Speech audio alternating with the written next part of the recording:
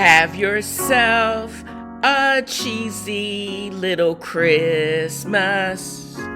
Let your heart be light.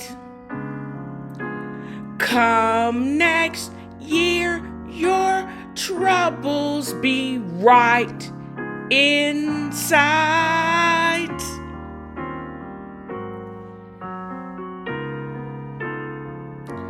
Have yourself a cheesy little Christmas. Make this time gay. Because the next 4 years, our troubles will be here to stay. Oh yeah. Y'all keep talking about the olden days, a return to golden days of yore. But because of your voting choices, that one black faithful friend will not be riding with you no more. Someday soon, you will realize that ending DI was only getting racism to stay. Until then, we will continue to muddle through any. So go ahead on and have a cheesy little Christmas. Aiight?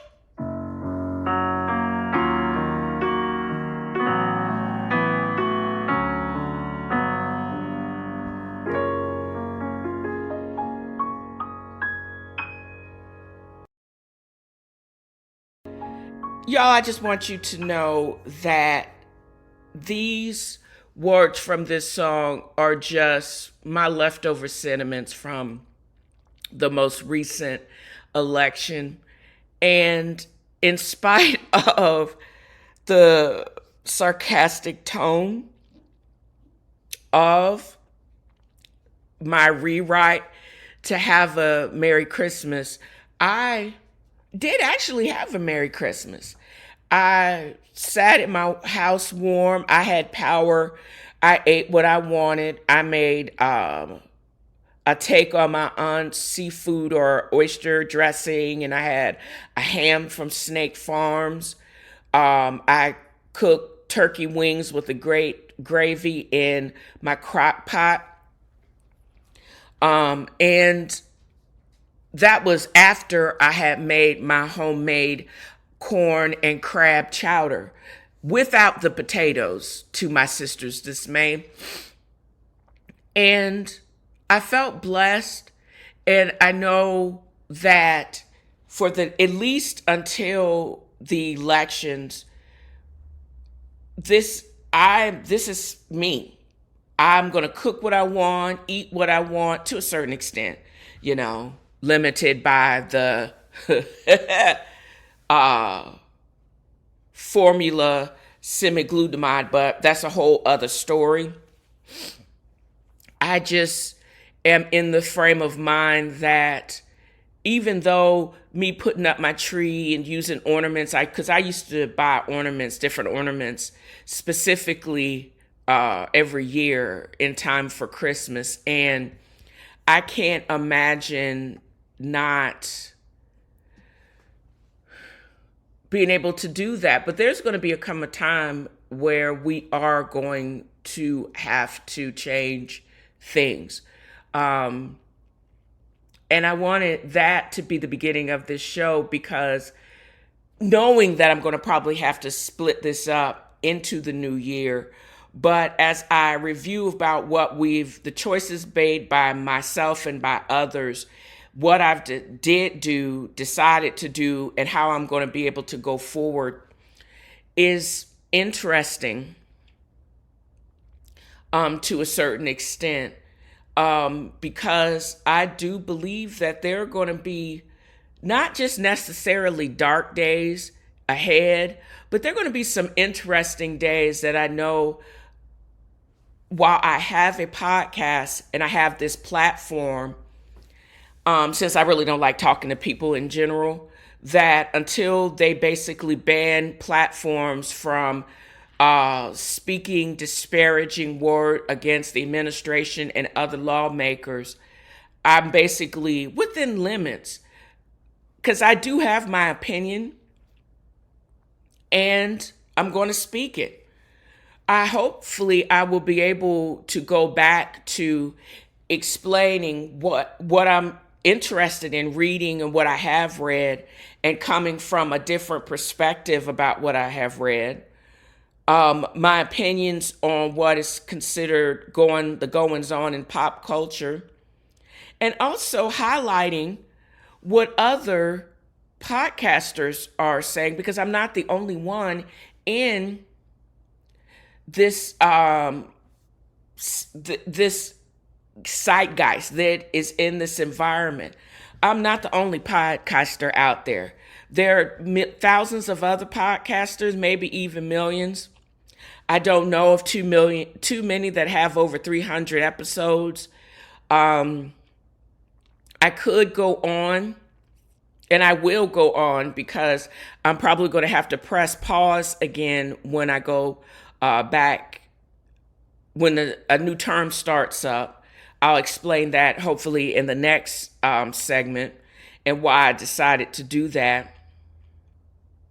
And also just highlight things that don't trigger me. And there are things that could possibly trigger me and may trigger the audience, but they're said better by other podcasters. I am a fan of the host Carlos King, as well as Ratchet and Respectable and The Read. And I also, when I get a chance to read or listen to The Black Guy Who Tips. I'm sure there are other podcasts that I probably could highlight, but I don't listen to them, so I don't know what to tell you, girl. So with that said, and listen to the musical stylings, piano stylings of Sing to Piano, and enjoy this rendition of Have Your.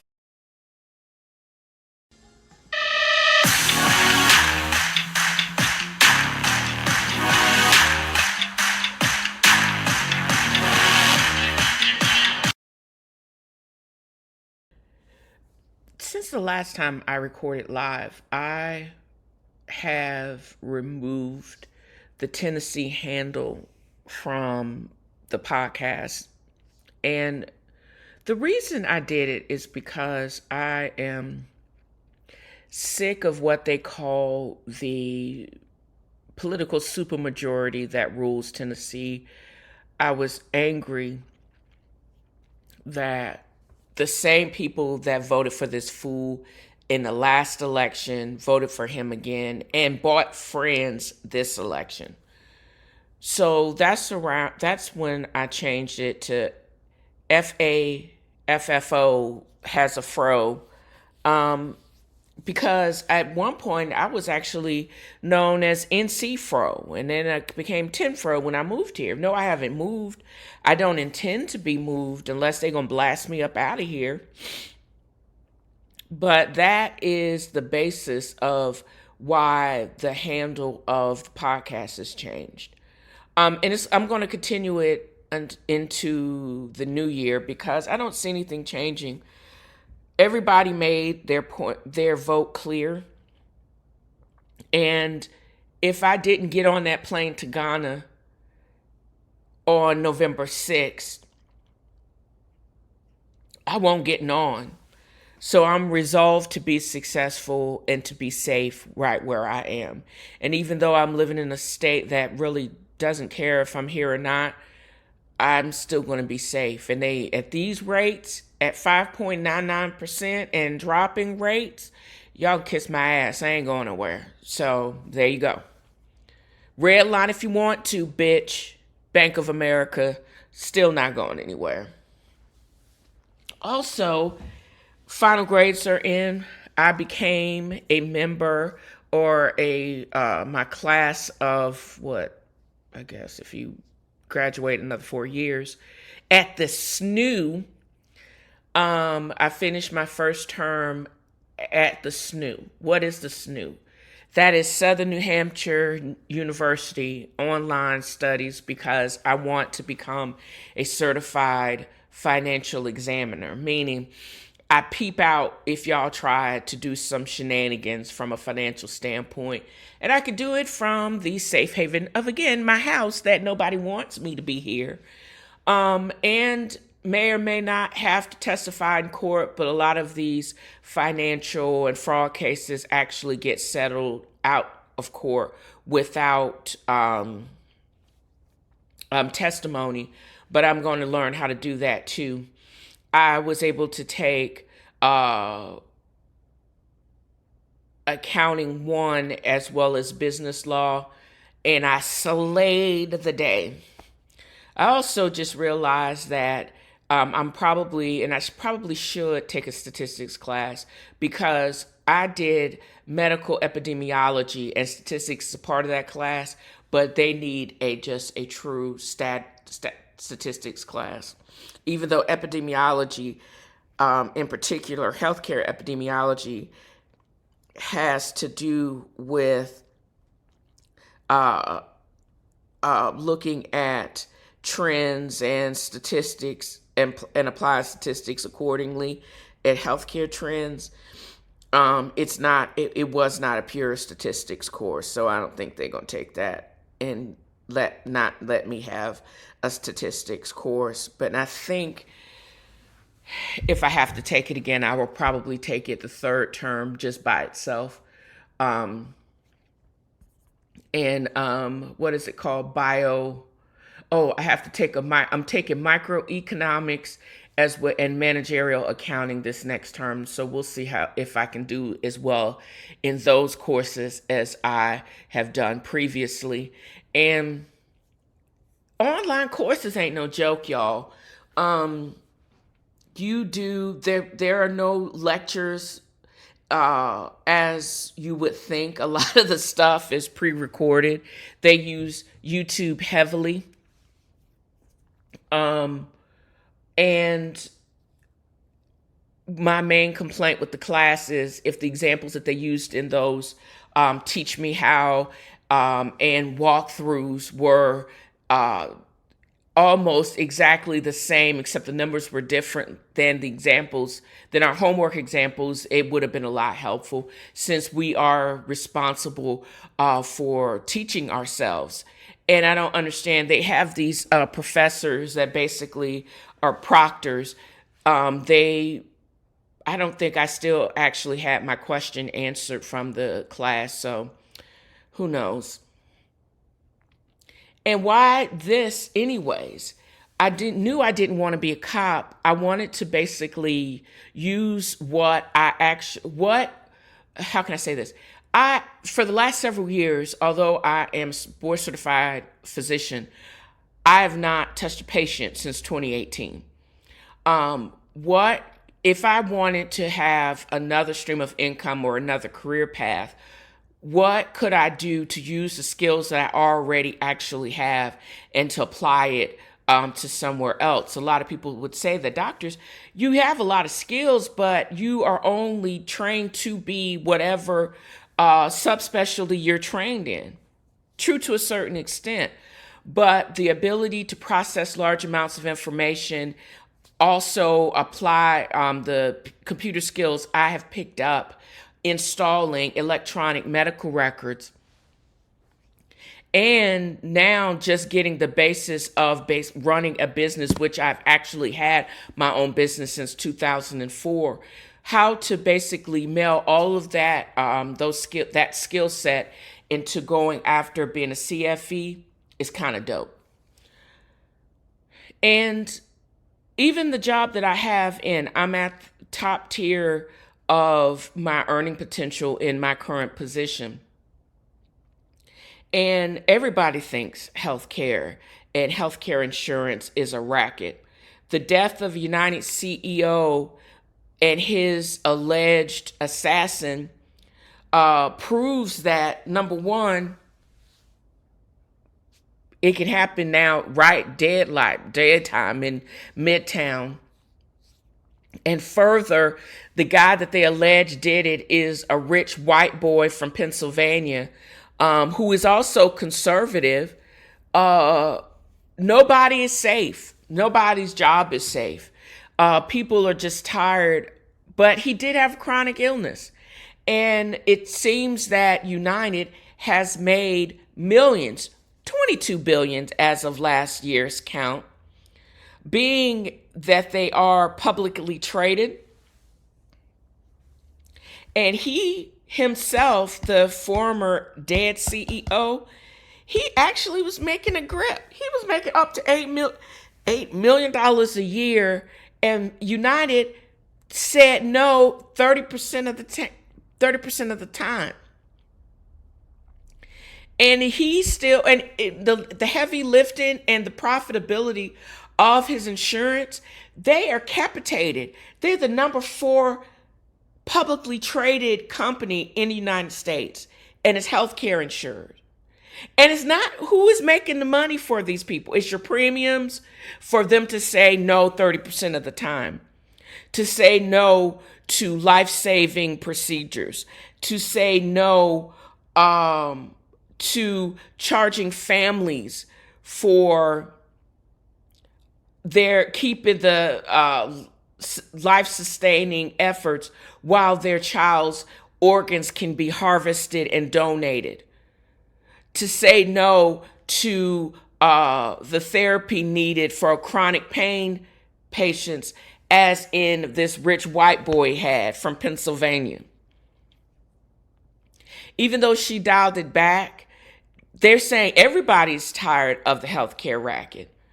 And I know, even in my position, I also know my job's not safe. They already said no to, I don't, and as I said, I don't even do the heavy lifting. I'm not the one at the bedside. Granted, that's not me. But the job that I actually have to do, and I like doing it, I get paid well for it, but it's not the people that are really doing the heavy lifting that's getting it. And even if I do like doing my job and I'm halfway good at it, they will find ways to be able to get rid of you and also not to pay you in full. There's something called performance bonuses. I perform well within my my job description. However, if other parts of the business don't perform well, that's how I get ganked, because the other part of the business is not performing. They had $150 million loss, as it were, to take care of their sick patients. So, okay. So nobody's going to, well, they're not going to get the bonus if you have a performance aspect of it, which sucks. And I say all of those things to say is, you can't get to, especially in the corporate world, you cannot and should not get lazy and too comfortable that your check is still going to clear, you're still going to get paid, you're still going to get bonuses no matter what. Because the bottom line is, everybody's expendable in whatever position that you're doing it, if you're working for someone other than yourself. And the reality of that is going to become clear in the subsequent upcoming years. Capitalism is at an all-time high. It's not going to go anywhere, but it's going to have to change forms. And with that said, if you're going to be truly not-for-profit and not have a performance-based, you're going to have to come up with other ways to basically attract talent, or to hold on to the talent that you actually have in the Butterfly in the sky, I can go twice as high.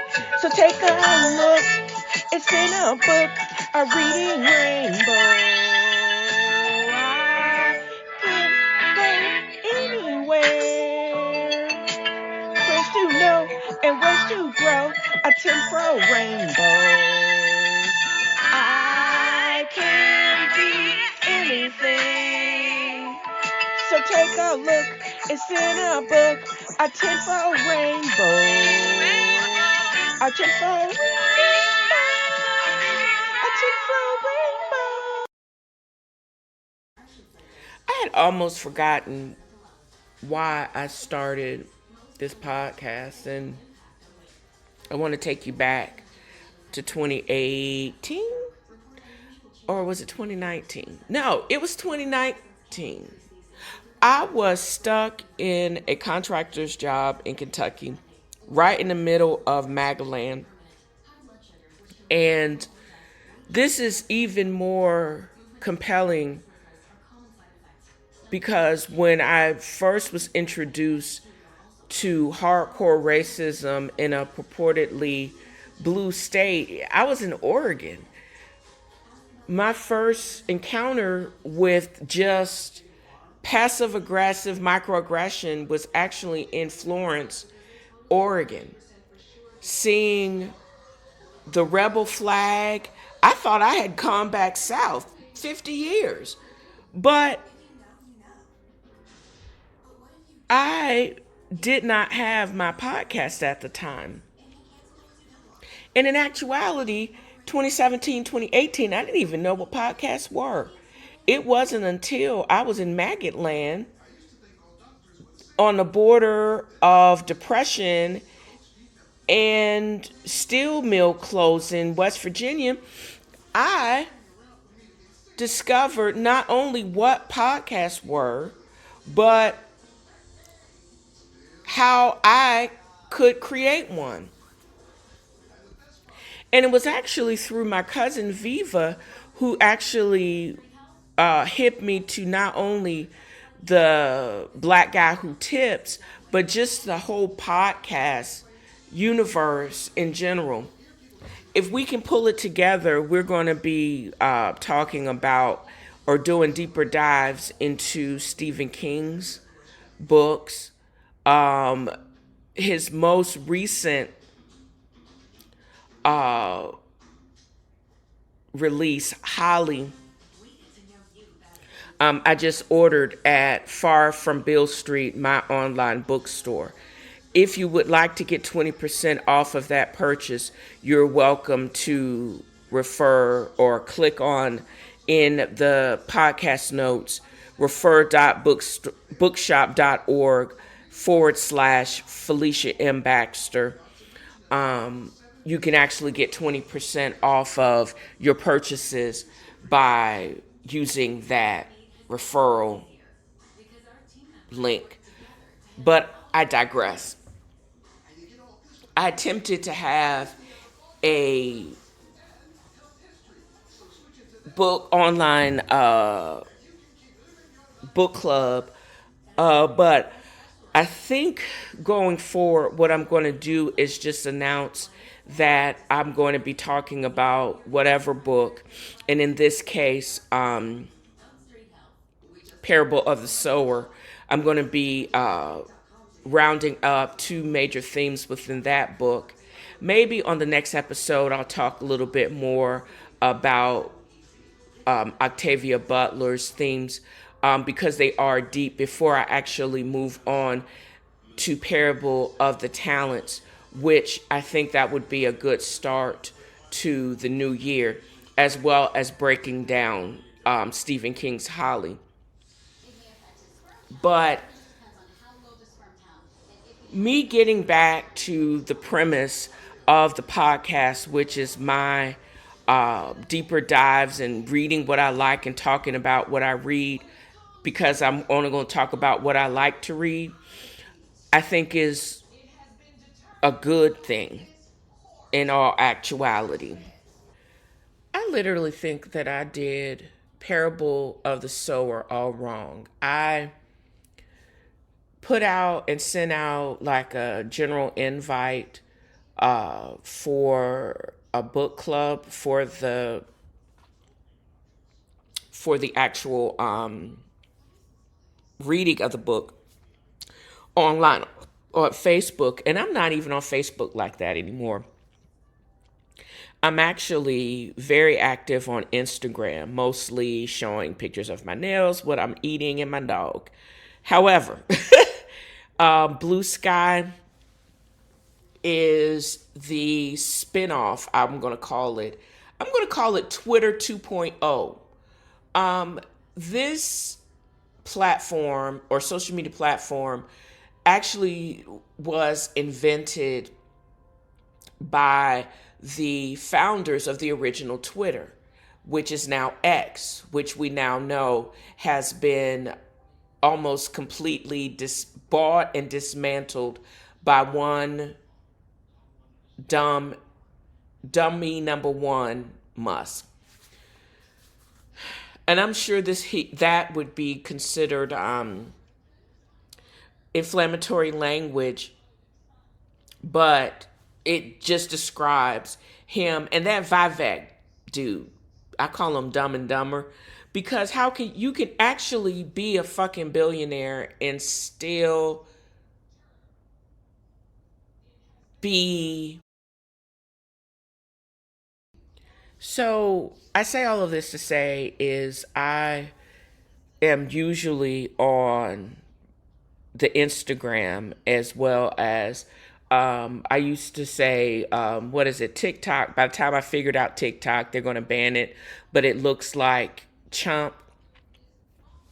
And I was like, I don't understand why they would work hard to ban that platform. And he was like, no, because I knew he want to ingratiate himself with other dictators and other governments that he wants that to him, this is chump, that is, that are powerful. And banning of TikTok, even though the TikTokers almost ruined MAGA, but I digress.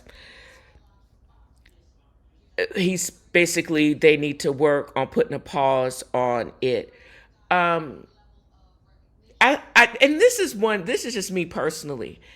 If I was Chinese government or any government, I would not look to TikTok to be a representation or to be how to get information about the United States or deep governmental secrets.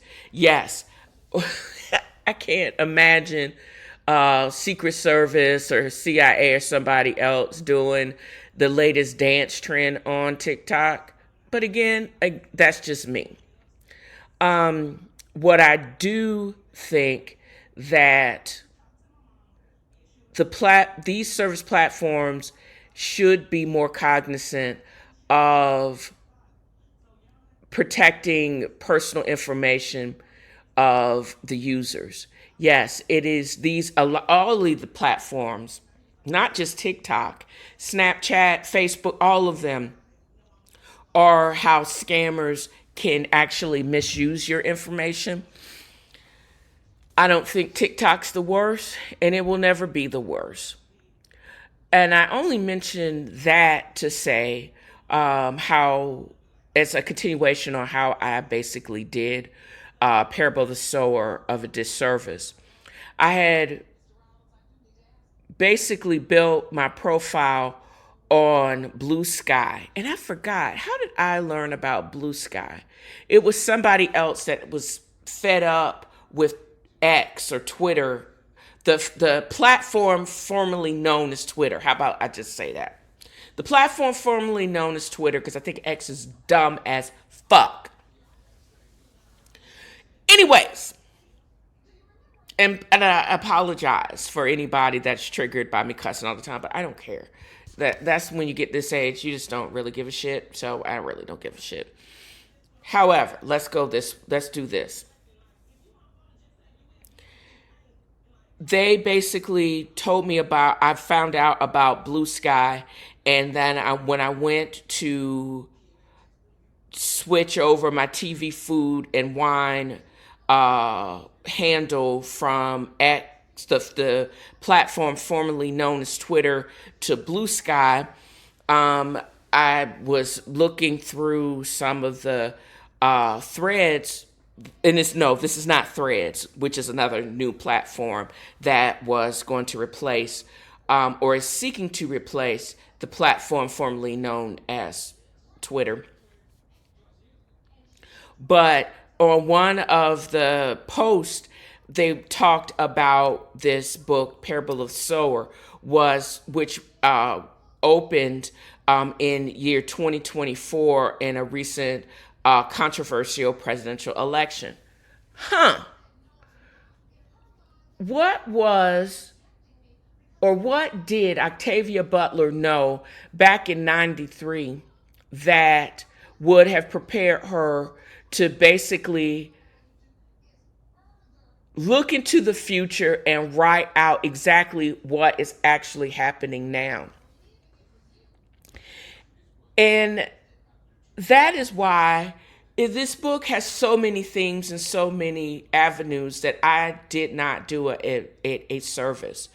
So now, if I'm going to be thorough in my discussion about this book, I'm going to have to actually go back and find the post on Blue Sky about this book and possibly have a discussion about the subsequent themes that I'm going to discuss in this segment. And that means I'm going to actually, because I'm not on Facebook like that anymore,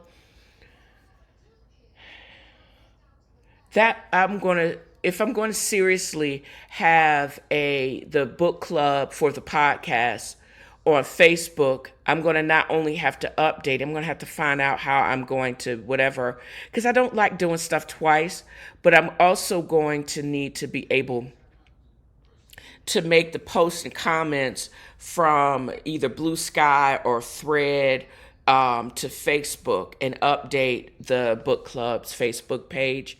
But I would not do this book if I did not try to actually not only encourage the reading of this great book, but also have multiple, like a back and forth, a true discussion about some of the central themes of the book.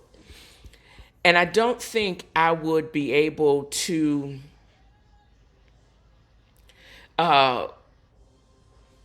move forward or to take a deeper dive in a book if I did not update the viewers or the listeners to who Octavia Butler is and what is Afrofuturism. I did not find out until recently. Most of Octavia Butler's books are banned. And one of the reasons why they're banned is because of Afrofuturism. So what is that? It's a cultural and artistic movement that explores how the African diasporic history, science fiction, and speculative history all meet. It reimagines or envisions an alternative future where Black people and cultures are liberated from being marginalized and oppressed. I mentioned in my at the top of the show my macabre rendition or rewrite of "Have Yourself a Merry Little Christmas," that your only Black friend ain't gonna ride for you anymore. I don't think that is gonna even be a possibility. I don't think the survival of humanity, which I honestly believe is going to be predicated not just on Black people's ability to basically take lemon and make lemonade for us to advance. I don't think it's going to have to be demonstrated that the survival of our democracy and of our country, as it were, or as it can be, It's going to be predicated for people like myself, African Americans, people of color, other marginalized citizens are going to have to step up and actually move to be able to move forward. We tried to do it, and we tried to basically teach other people, the others, how to treat us. But basically, you basically turned those programs into they were more separate and divisive, and you don't need them anymore. So you basically got rid of all of them. You took them out of your public schools, you take them out of your companies, and you basically said, we don't want to be told that what we do is wrong. We know it's dead ass wrong, but we still want to be able to do it. We don't want you, we know it's wrong, but we don't want you to point it out, because that just makes us mad and it divides us, because it points out how we are different and how we perpetuate these differences. But we don't want you, and we want the differences to stay there, but we don't want you to tell us that. Okay, that doesn't make any sense to me. But when you have Afrofuturisms, I can understand if you are a racist and you want someone to still be below you, even though you broke as a joke and you're not even considered a part of the 5% that actually owns everything and has a whole bunch of money.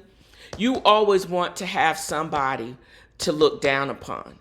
You don't want things and people that write about a marginalized and oppressed society, how the future looks if they actually are not marginalized and oppressed. So I kind of get why, if you are a true hardcore racist, you're not going to want anybody to know about Octavia Butler and the themes of her book. And why is she the figure that started this genre? We actually she gave us a voice where she explored themes of race, power, and social justice. How the Black protagonist actually kind of like a Wakanda. And that's what the thing that cracks me, blows my mind. Between Earthseed, it's like a futuristic realization of Wakanda. Or it was like Earthseed taken to the max. It was like Earthseed in an advanced iteration that was the prequel to Wakanda in the Marvel world.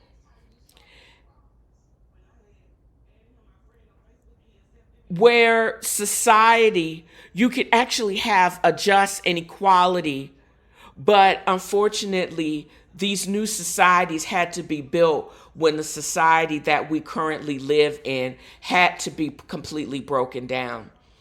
And how technology plays into this. She talked about CRISPR in one of my previous book that I actually spoke about, and I don't think I even did that justice. I'm probably going to have to revisit that.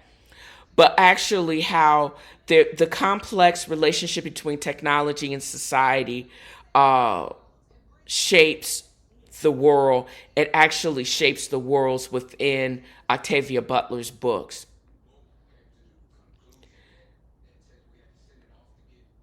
And it wasn't just about futuristic gadgets, etc. It basically, the pressing social and political issues like climate change, racism, and economic inequality, all of those things were prevalent when Octavia Butler wrote Parable of the Sower. She wrote the book over 30 years ago, back actually the late 80s. It was published in 93. When by the time she passed away in 2006, I believe it finally was recognized for the masterpiece it was, and it won a whole bunch of awards, not only towards the end of her life, but posthumously. And that speaks to just how deep this book is. And I don't think I'm going to be able to even give it justice by me even speaking about it again in this, because I'm only going to tackle two themes in this part of the podcast.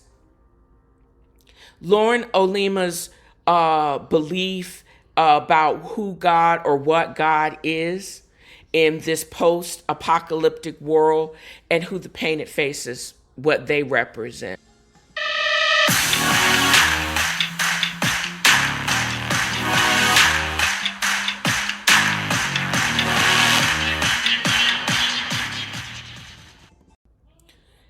The additional uh, predication for why Octavia Butler is the anchor for the Afrofuturistic movement is it wasn't just about, again, just futuristic gadgets, because what she spoke of, now it would have appeared to have been that when the book was first released back in the 90s. However, she's talking about things that we are actually trying to get our kids today. Virtual reality. I'm looking at a PS5 that I hardly even turn on and make sure that the joystick is charged. The rings that are in the book, and the what actually happened in the book itself, between the demise of communities, affordable housing, clean water scarcity. Why does water cost more than gas and diesel in her futuristic world? That's becoming our reality today. These water stations that Lauren and her crew of Earthseed had to basically pay money to actually get truly clean water, free of heavy metals as well as microorganisms. That's one of the things that we actually still dealing with today. And the little autistic girl from Norway been telling us about. So, okay. But it gives us a movement and perspectives of the past, present, and the future. How these same themes of oppression and racism are still prevalent, even though the conservative right wants us to ignore these things and don't want us to have full programs for people to realize when they're being douches and how you need to change and not be a douche. Even though they really want that, they think that's the way forward. And it only points out the people that work hard to get rid of such programs and don't want to realize how the future is predicated on the people that you want to oppress and that you want to ignore, that you don't think are important, how you don't really want them to be a part of that. Basically, you need to buck up and realize that you're not going to have a future unless you recognize the shit that you've done in the past, the dirt that you've done in the past, and those same people that you tried to get rid of and oppress. These are the same mugs that you're going to need if you are going to survive. And you're not going to survive in the way that you think it is. You're going to have to change your stinking thinking, in the words of Bishop T.D. Jakes. You're going to basically have to change that, because the way that you're going about this now and the return to some other unrealistic past in order to secure your own future, that's not the way forward. And that's not the way that society can advance. The way that if we were to completely lean in to the Octavia Butler prediction on this a post-apocalyptic future is every social normative thing and societal norm is going to have to be turned on its head, and it's going to be completely disrupted, because the higher the walls that you bring in closed society, the outside is going to get inside and is going to disrupt and going to take away everything that you've worked hard to build. And in this, the main protagonist, female, Lauren Olamino, and granted, let's back up and discuss the origin of her last name. Her family back in the 60s in the Black Power movement basically all took on African surnames. This return, or the Black Sit that I've talked about before, she basically talked about that, and they did it in a form of the complexities of the 60s. Her family, her father himself actually was a preacher. Her mother was a teacher. They were both professors. They had one of the most, as educators, they were afforded, even in the quirky economic upheaval that defined her world in this 2021. Her father was a minister or theologian. But his words couldn't even keep him safe, because on his way back from work, he basically just disappeared. And he wasn't the only one that disappeared. Evidently, the police were just another shakedown squad. He basically probably succumbed to the same people that he could have possibly helped. But even before her preacher father disappeared, she actually started having her own thoughts of what religion is and who God was and his force in those religion. She didn't think of him as this omniscient, unchanging deity. She basically saw him as change, adapting and guiding humanity through everything that it was going to go through. Because only a changing God could actually prepare humanity and guide humanity through the despotic times that they were getting ready to face. He just wasn't all about miracles. It was about inherent capacity for change and growth of humanity itself. And it basically, as she journeyed from, because when the Painted Faces made their raid on her close community, her changing belief and the ability to process this new information and create a belief system, not only for herself, but her ability to share it with others.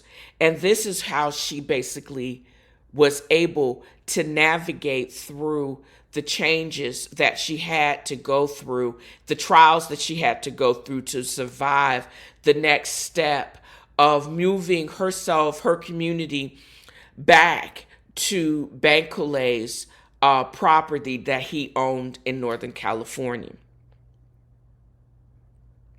It was just a general sense of hope and belief in humanity's ability to adapt, to change, and to overcome the challenges. And it was, even though the traditional normative values of faith were overturned, there still was a general belief system that could transform people's life and allow humanity to survive in a whole, but in a different manner.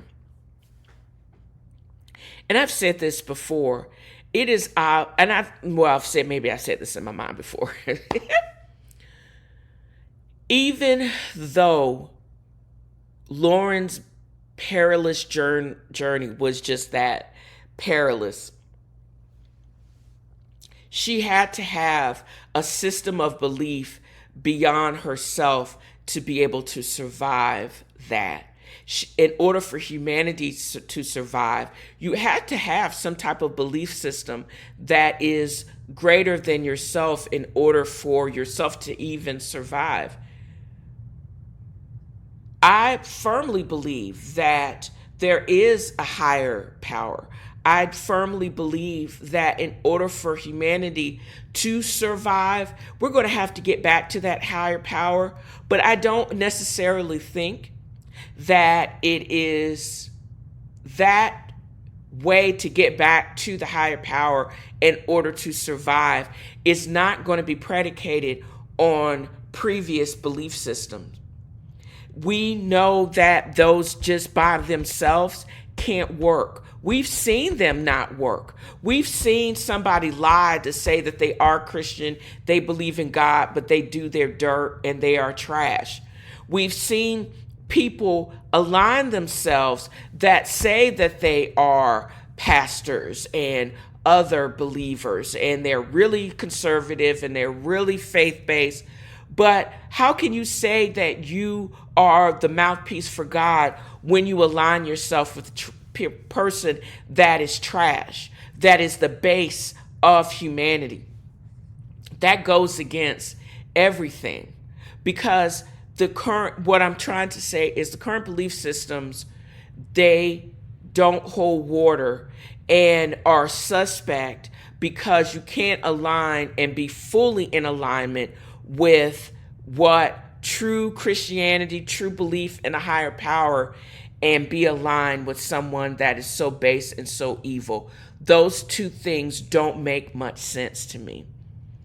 And that's what I think what Lauren's belief, Earthseed, the concept of Earthseed and God has changed, what that actually means. And it doesn't just change religion on its head, it changes the foundation of religion. Because if you believe God has changed, you would not allow yourself to align with someone that is anti-change and anti everything that change would be. So if we're going to move forward, really, humanity has to move forward. I don't know what it looks like, but what I do know that what we have been doing is not going to work for us to continue our progress in the next millennium. And if we can even get to the next millennium, a lot of current belief systems have to be, if you're not going to adapt, they're going to have to be blown up, and you're going to have to actually have something that is going to actually help, that is going to be of benefit, and it's going to help you. You hear these psychologists and therapists say all the time, if it is not benefiting you, you're going to have to let it go. Even from a religious standpoint, if your belief system or the way that you believe and you serve your God, it is not benefiting you, granted, it's okay. You can actually let it go. And if it still allows you to believe in a higher deity than yourself, but it really doesn't look like traditional religion, guess what? It probably still okay because you still believe in that higher power. Imagine that. Imagine you basically looking at current Christians, evangelicals, Muslims, and you basically say, we believe in a higher power, but I don't believe in your system to believe and show homage to that higher power. This is my belief system. That is benefiting me when your systems did not. And it's okay. And what I'm also going to say is, I'm also okay if you choose to believe in your traditions. But you can't penalize me because I don't believe in your traditions. How about we learn to basically respect and recognize all of us believe in a higher power, but our way of worship is completely and maybe different, but there should be no penalties because of those differences. How about that? That's when, if you can accept that, that's when you actually can advance and you can be a better human. But what I can't align myself with and support is somebody that is obviously lying about any type of religion when they think that they are a god. So no, that's where we are going to actually, I'm going to have to tell y'all to kick rocks. And I'm not going to say, even though religion as it stands for, I know it has to change, but I'm not going to allow myself with the devil to basically pursue that change. Yeah, that makes no sense either.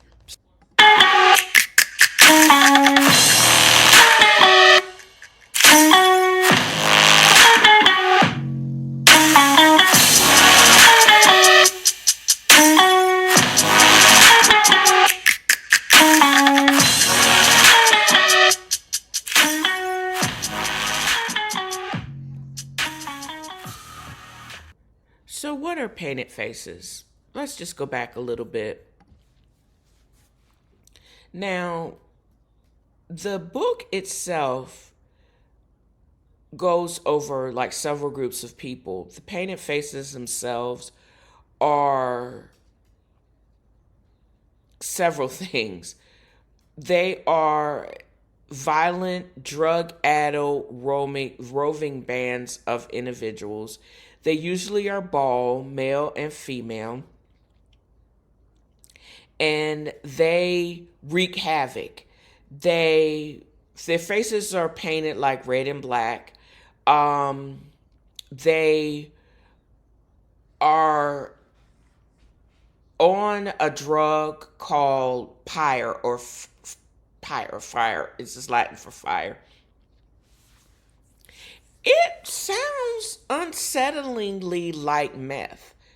Um, I am not in any big city at this time, and as I said, I've not touched a patient since 2018, so I've not had the experience with pink, one of the manufactured drugs. No experience with uh,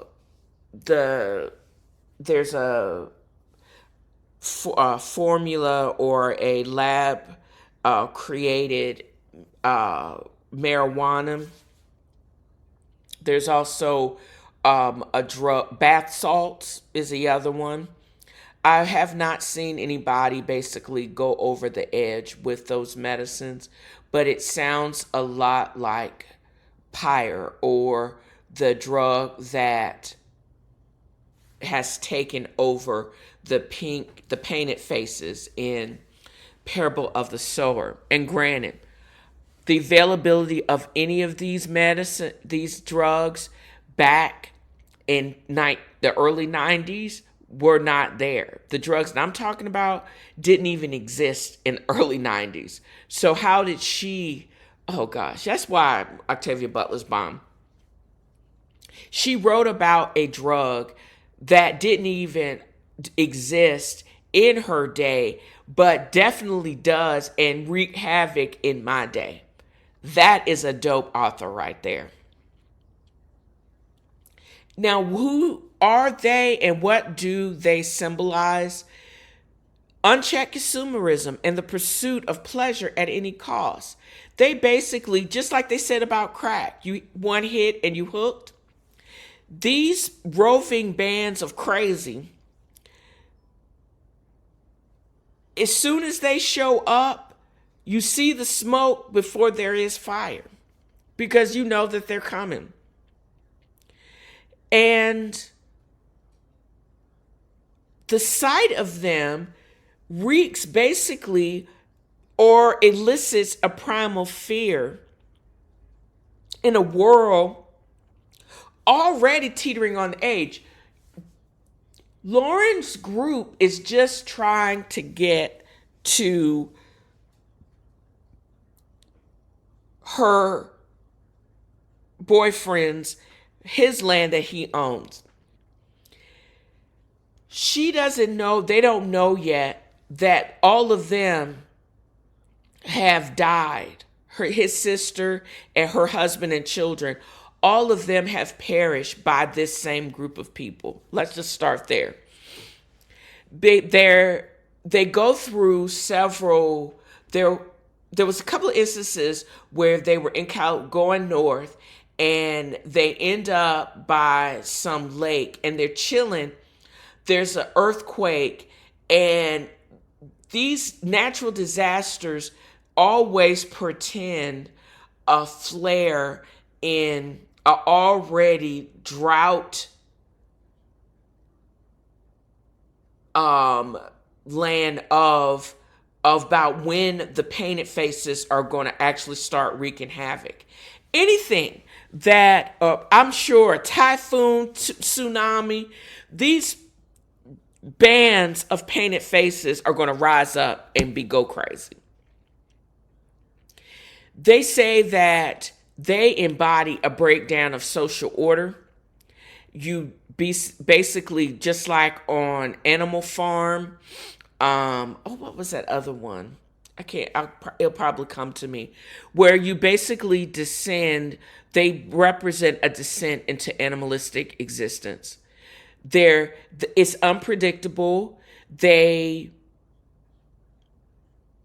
are driven by pyro.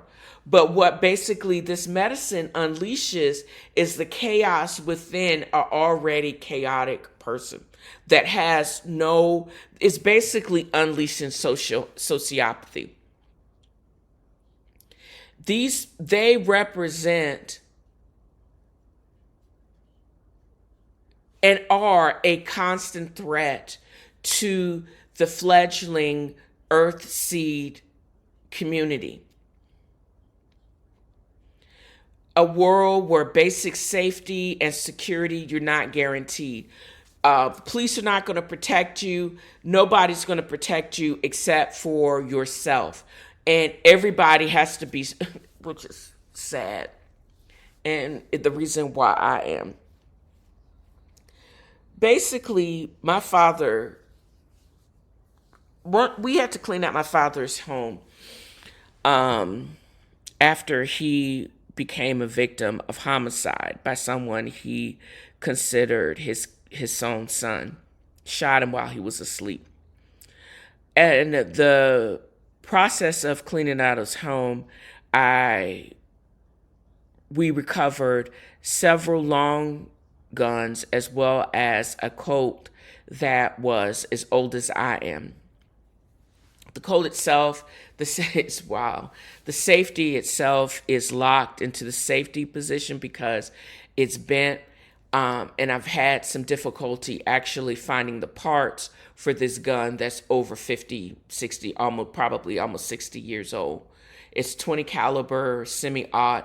And I know about it. It's because in the last several months, I have become armed. I've gone I'm sure all of these fools voted for Trump. And I'm sure the one female range attendant, she was probably the one that pulled me in my 2012 Shelby GT because I had Deuces 12 on the license plate. I think she was player hating me, but I was driving under the speed limit. She couldn't even give me a ticket because I was driving under the speed limit because I was trying to shift and drive in second gear in a Shelby because I was trying to eat my ribs from Sugars. And I'm sorry that you have kids and you work as a cop. But you can't give me a ticket because I'm trying to eat my ribs and not spill them on my white turtleneck, fluffy sweater. But oh well. I don't feel safe having homegirl because the police, even in Chattanooga at that time, and the police in Parable of the Sowers are just unadulterated, shakedown artists. They just in a gang of themselves, a legal gang. And when you have a society that is going through what we are going through now, you can't trust the police. And now I truly get what NWA was talking about when they say F the police. Is it as bad as then as it is as represented in this book? Probably not. Yes, there are a bunch of some bad apples, but they are spoiling the barrel in my, personal opinion. But what these people, the painted faces, highlight is how the environment is degraded. There's such social inequities that there is a huge collapse, and we're teetering. We know that what we are doing for the unhoused, the people that have mental disabilities, that actually have drug dependencies, probably because of their mental disabilities, and this whole cycle of homelessness. And the painted faces represent, and these are the same people that rolled up on Lauren's community and broke in, killed a whole bunch of people, including her mother and some of her siblings, and basically trample on the vegetables that they had grown and strip the trees. They basically just went wild because Pyro gave them chemical courage to basically take from people that are also on the edge just because they just don't care. They gave them that liquid courage that to do all of these destructive things. Also, they lit fires in a very bone dry, drought-stricken California. The drought that that she talked about sounds like what that is basically is currently going on now. Southern California now, actually, all these fires, and seems like it's more intense every single year. Now we're talking about multi-million-dollar Malibu is under evacuation orders because fires are sweeping and burning down multi-million-dollar mansions. And no, that's when that's when you're going to basically start caring. Malibu's on the coast. You mean y'all are surrounded by water, at least on one side, and you don't have enough to even fight the fires that are basically getting ready and forcing the evacuation orders because y'all don't know how to act? Is this what we're doing now? This is what actually is happening in the book. But unfortunately, those hyped up on Pyro and Addo and have been irreversibly altered because of this drug. They basically are setting a continuation of fires in to keep it all going. These are the people that are wreaking havoc for havoc's sake. They don't care anything about the unhoused. They don't care anything about people that can't even afford to keep their children and are from the predators that want to have them enter into prostitution, and they are armed at the big box retail store to the hilt in this book. I don't care nothing about that. They just basically cared that the then president basically is taking away any opportunity to get these people off of this drug, any opportunity to get these people vouchers so they cannot be unhoused, anything that can get these people to have clean, safe water, all of those societal safety breaks are all gone. And those harbingers of chaos are ruling the way and making it very, very difficult for communities and people like Lauren Olami, the protagonist in this book, to actually make it forward. But they truly do survive because their head are on swivel. They themselves don't brook any fools. They are not only armed, but they are practiced and also in controlled protection. And that's what makes this book itself so, it's just so great. They just don't lay down and take it. They don't turn to scamming and when the powerless become powerful. She doesn't do that at all. She basically is playing a long game of survival, and not only her survival, but survival in humanity in itself. This also is why I'm looking forward to the next iteration of this book, Parable of the Talent, because that book is the next in the series, but it's told in Lauren Olamina's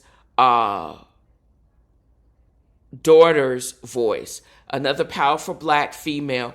She was basically, and it sounds like she was taken from the Earthseek community and put into a far right traditional Christian community.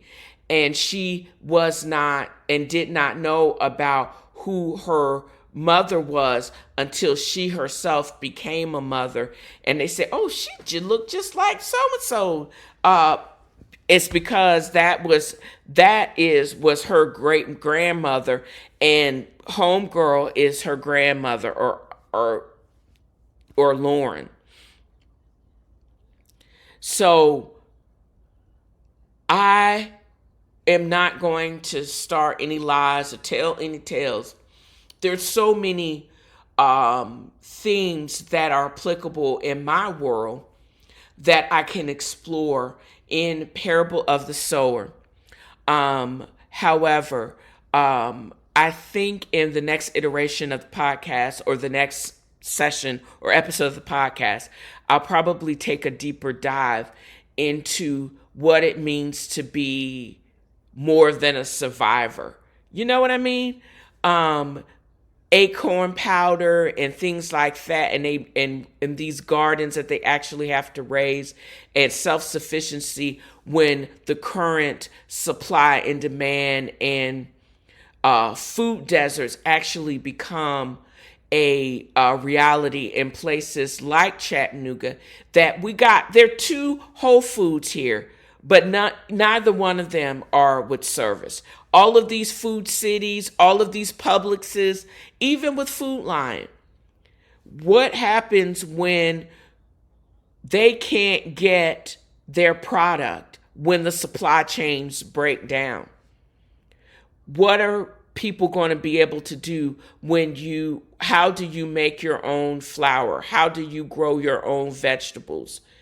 If you're a carnivore and you run out of food in your deep freezer, do you need, when you can't get access to meat? And when it's not, because there's going to be a time when meat is not safe to consume because of antibiotics and super microbes that infest those types of meat. Those are the realities that you're going to have to face, and how you're going to survive those times.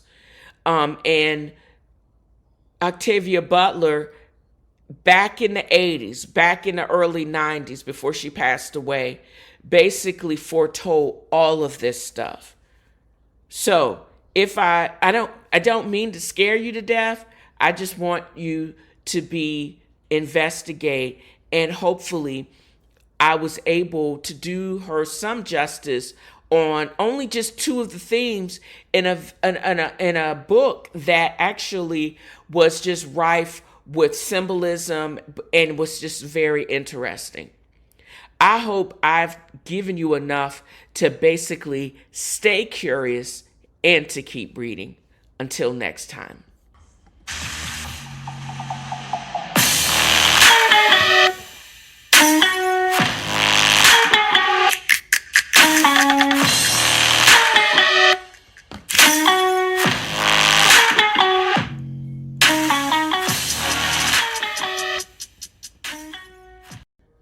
We be coming around the mountain when she comes. She'll be coming around the mountain when she comes.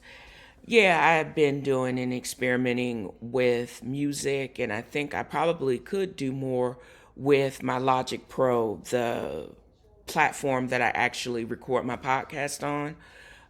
If I just took the time to read the manual and look at the YouTube videos. But there you go. This is going to be just the roundup of podcasts, believe it or not. As I've been saying all along, I started my podcast out of boredom, and I don't spend enough time in my car anymore to listen to podcasts. And actually, some of the podcasters' voices make Ethel bark at my computer, so which I think find hilarious.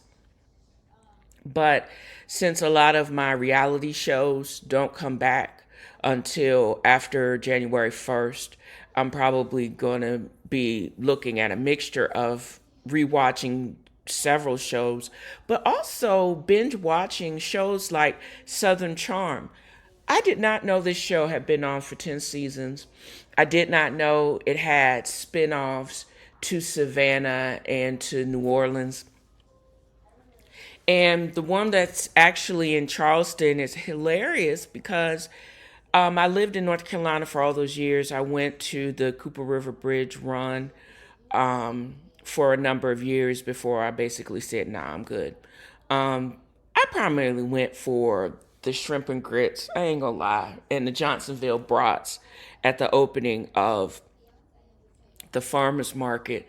But I recognize some of the names, like the Ravenels and some of the others.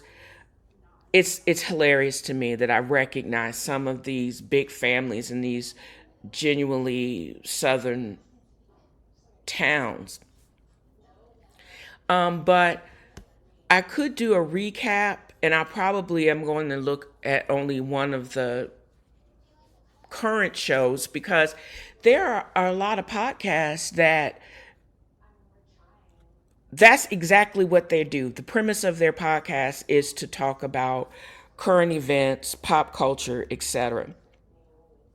The top three that I will have links to in the show notes are Reality with the King, The Read, and Ratchet and Respectful. I'm going to point you to the current episode, one of the current episodes of Ain't That a Pitch by The Read. Kid Fury is actively suicidal. He and his now co-host, who's now a certified therapist, she actually got her master's degree while taping the show in therapy. Her and Kid Fury, her co-host, they actually have spoken openly about their journeys in psychotherapy, past trauma, battle with depression, and it appears that this past several weeks, Kid Fury has been in significant crisis, culminating into admitting he is actively suicidal. they talk about that, but they also do uh, with Crystal actually quarterbacking and basically steering. And it's obvious that they're actually friends because she steers him back from the brink about his suicide game where you lose if you live. Boy, bye. He's so sadistic. But they also do a deeper dive into the ramifications of the murder of the CEO of United and make some great points. Did it better than I could ever do it. You should actually listen to their episode because number one, they have such comedic timing, but also on the deeper issues, they represent and are able to articulate a perspective of me and their wider audience. So kudos to them. You really need to take a listen to their episode. Then there's Ratchet and Respectful with Demetria L. Lucas. She basically takes closer looks, even though I don't know if she's an Aquarius or Cancer. She's sometimes emotional.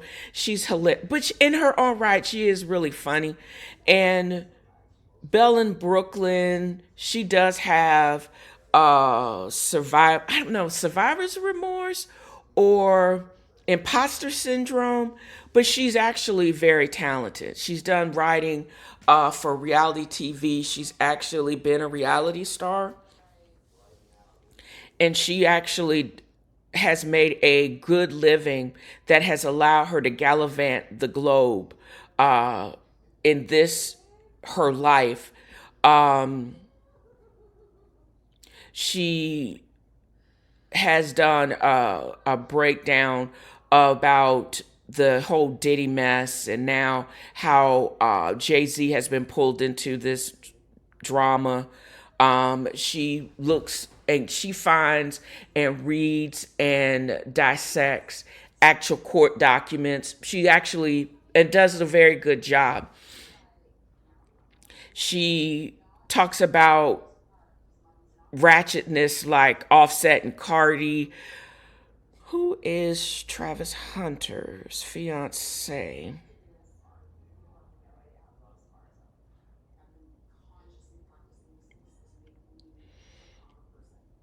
Talks about the TikTok brand. I need to listen to this one. I guess he was a Heisman. I'm gonna have to listen to this episode. Travis Hunter's fiance. That was the latest release, but she also talks about the previous episode that I had listened to. Not all men, but always men was actually a really good breakdown of the Madame Pellico, the French woman who her husband paid allowed men to pay and he allowed her to be raped while she was incapacitated or he was drugging her for years and he got essentially a life sentence because dude is in his 70s. And then I think in France they make you serve 100%. So unless something changes. So again, a link to her the episode will be in the show notes. Um, and I and you should probably need to check out her December 18th episode, Travis Hunter's fiance. Oops. And then there's Reality with the King. Carlos King is the super producer with his own entertainment company or production company. He came on the scene by being, I don't know, a line producer or a site producer for Real Housewives of New Jersey. Then he went from that show into the other hit show, Real Housewives of Atlanta. Was there up until season 9, where he actually left, and that's when he actually started. He had been producing his own shows. Um, in particular, but he also has a very popular podcast. Um, he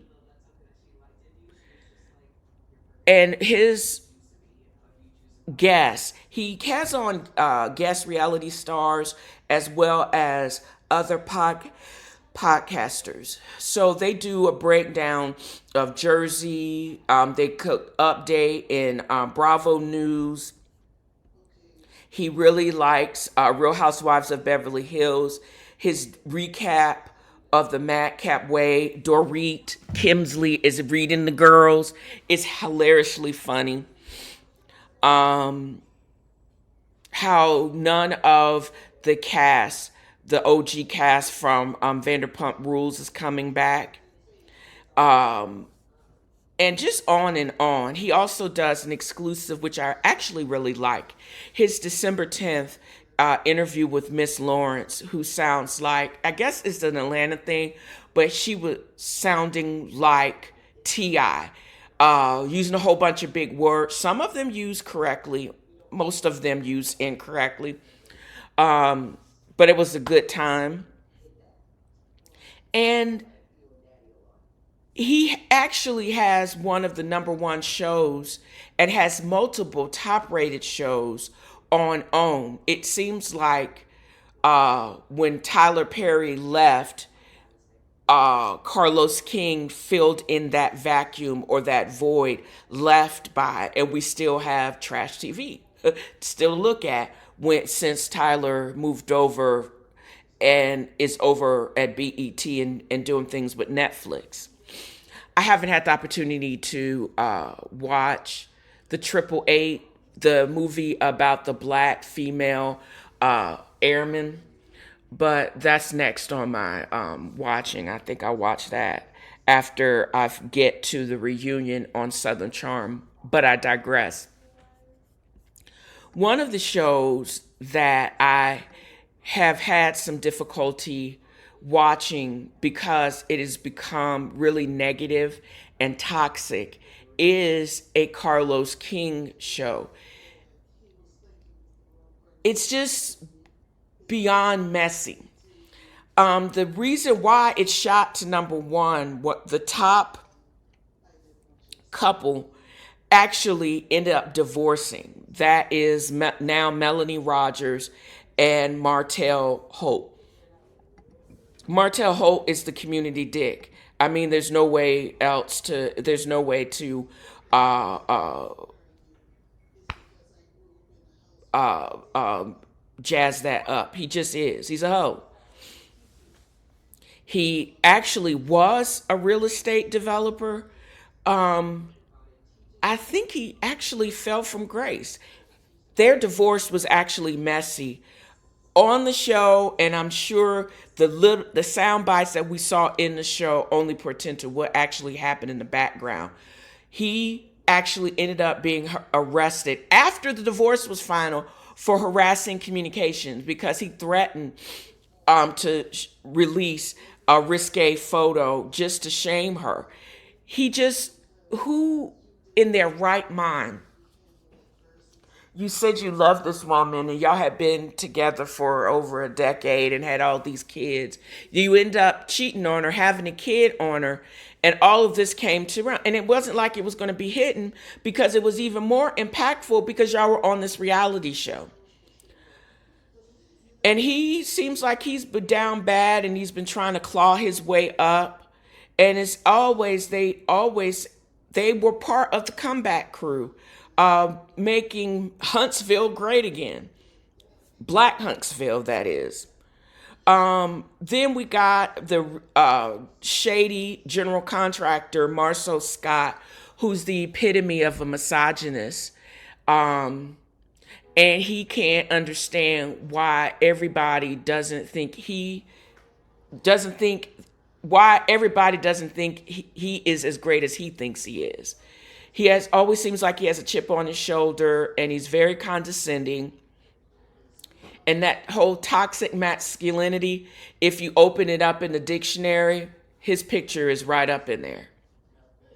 And then his I didn't know he did a credit repair business, but that's maybe one of his gigs. Maurice Scott, he is the younger brother of Marceau Scott, another light-skinned dude, husband of Kimmy, recently just got pulled for rolling dirty in Huntsville, and they're trying. That's a new storyline. In addition to the other messy storylines about a former producer of the show marrying one of the ex-boyfriends of one of the castmates or friends of one of the former castmate. Also, I think she accidentally OD'd.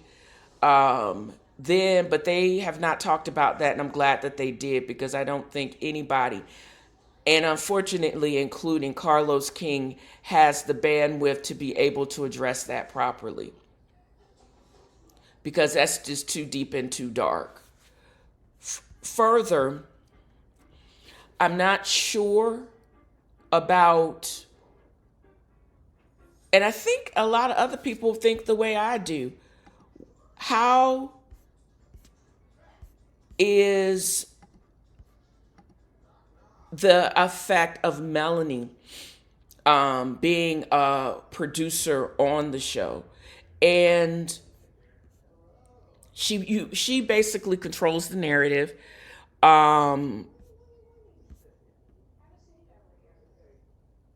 she could either increase conflict, and because of how they're addressed and resolved, but she's messy.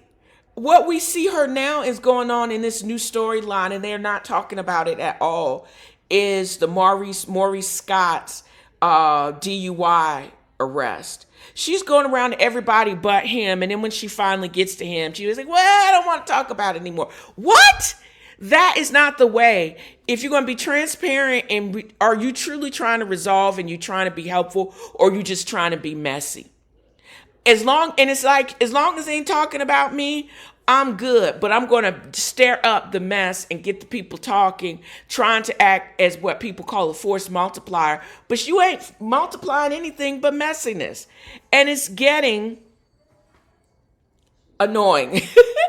And it's making this show hard to watch. For example, didn't this happen to not just to Jersey, but also where they revamped Real Housewives of New York to this new crew that they're getting ready to, I think, are getting ready to be put on pause because a complete revamp was absolutely atrocious. This crew is obvious that they're not friends, but I digress, and I make this. What happened to Melanie Rogers was horrible, but it revealed several fracture and how some of these friendships were actually only surface either. They're trying to navigate their way between who they befriend and how can you shoot when the main two cast members are now divorced, and one is actually having the other one served, and he actually served jail time, and there's more mess to that they're not revealing in. And the messy ass wife who's still feeling scorn from her years of betrayal from her husband and probably from this friend circle. How do you navigate that level of toxicity when none of them have the emotional IQ or investment in therapy to be able to navigate their new roles and their reaction to it? This latest episode where we see Martell in therapy, it was just so surface, but I was struck by several things. He is also a misogynist, but his therapist is female. Is it because he couldn't respect or manipulate a male like Dr. Jeff? Because Dr. Jeff doesn't play. But so Martell will go after the least restrictive and anybody that he can play. And he's not even good at it. And he has dad bod now. He ain't as fine as he was when he was actually dating Sheree for that hot take minute. So I just think, and this is just firmly my opinion, My opinion of the show is there's so much toxic masculinity and downright homophobia in this cast. If it was on Bravo, wouldn't allow this shit to continue. So why is it being allowed to continue on OWN and this network? I only watch it because I'm like, well, this seems like it's going to be good. Are we going to get some actual truth? Because there's so many storylines. As I said, one of the former friends of OD'd. What is going on with Destiny and her new boo? What is the deal with Trisha and Marquez, who is she's not divorced from, and it seems like he's still stalling? Why is this? We tune in for the real, but when there's just conflict after conflict and there's no resolution and everybody is going for their own moment, it basically makes you question, is this all authentic, or are y'all just paying to the camera? And if y'all just playing to the camera, you're doing a really bad job. And if I want it scripted, somebody else could have scripted something better, because what y'all are giving us doesn't make any sense. So y'all got to do better, for real, for real. And also, I think Dimitri L. Lucas had alluded to this. There was, the hip hop world seems to be shook because Remy Ma and her husband, Papoose, whose real name is Shamil Mackey, have, I first found out, one, that Remy Ma had gotten married, and two, that she had served like a 6-year bid for beating up somebody. Also, unfortunately, I have not been able to find any updates on her son and his murder one charge, but I digress. But her and her husband, Papoose, separated. There was a big fallout. They got into a public debate about cheating, and then lack of love, and then they announced their separation. They're just like Offset or Lofset and Cardi. Please take us out the group chat. Some things y'all got to deal with in your home and with your therapist. And since I don't do free, and I can tune it out. I don't have to follow, because I didn't know about it until it was mentioned somewhere else, that it was like some cryptic message he had put up on Instagram. And I was like, I hadn't heard from him in a while. I started following them after Love and Hip Hop New York. And then I didn't start hearing anything because my timeline is taken over by stupid dad jokes from Bo the Rottweiler and food and pho and things like that. So I didn't know about their separation. I didn't know about their beef.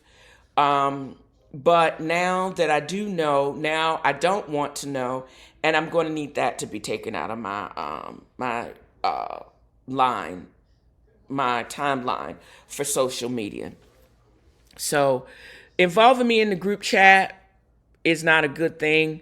It would be interesting if Love and Hip Hop New York was actually still on air and we could actually see. This would be a great storyline. I think I'm going to end it there, because if people on these shows were truly real about certain things, and I know the reality shows, a lot of this stuff is edited and produced and spliced together, and you don't get paid in some respects if you don't have airtime. So some people don't want to put the negative out there, and I think that's what's actually happened in Love and Marriage Huntsville. I only went back to the Remy Ma situation because this would be real, and this is the kind of thing that I could see on Love and uh, the hip hop show New York that both of them were on. But the toxicity of some of these things is just so real because we don't see any of the resolve. We don't see them working to a better place. We just see mess after mess after mess. We see the conflict. We don't see authentic relationships. We don't see anybody that seems to be genuinely working on the mess. And that's what leads to when toxicity leads to gets to a critical mass, they put you on pause, and they'll put you on pause for 2 years, as Real Housewives of New Jersey. And that's what makes me think. Was able to look up and find out that Love and Marriage Huntsville has been renewed through 2025, but I don't know if I'm going to be able to watch it. I know that last season of Jersey was unwatchable. I know that this current season of Real Housewives of New York has become completely uncharacteristically or just not watchable. I saw this last episode where they're in Puerto Rico, and it really just needs to end. We need to stop the bleeding, move up the reunion, and then think about their production really needs to think about their casting choices. And I think if there is no resolve with Love and Marriage Huntsville, it is going to go the way of Jersey, and it's going to go the way of New York. They are going to put y'all on pause. So you can be messy as hell. You can have some of this poison, and it's great, makes great TV. But if there is no resolve or resolution, what are y'all doing? Because y'all are wasting my time.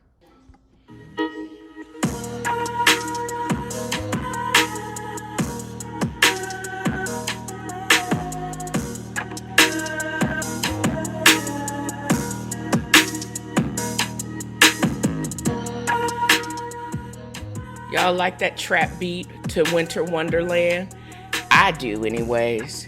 But this is how you end a podcast, I think. Just as trappy as it started. And stay tuned for upcoming episodes. I'm going to try to do at least 2 more shorter episodes. And in celebration and anticipation of the new year.